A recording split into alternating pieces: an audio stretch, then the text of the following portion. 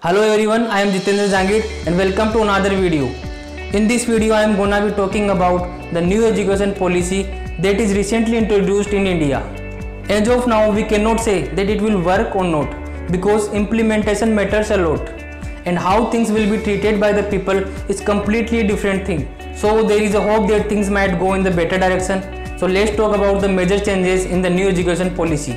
One of the biggest changes that we are going to face in the NEP is school education system, which is the 10+2 system has been converted into 5+3+3+4 system. There will be 4 stages: the foundation stage, the preparatory stage, the middle stage and the secondary stage. And there will be more focus on regional language till 5th standard in the medium of education.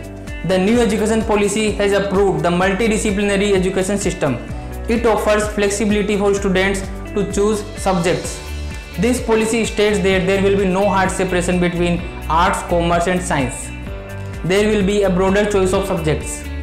Let's talk about the next point. The degree of the graduation program will be of 4 years with multiple entry and exit options.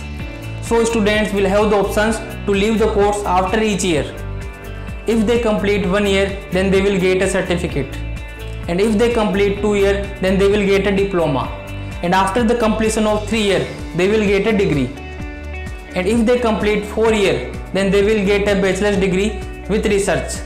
One of the key changes which NEP will implement is the setting up of a single overarching umbrella body for higher education, which is the Higher Education Commission of India. So these are the highlights of new education system.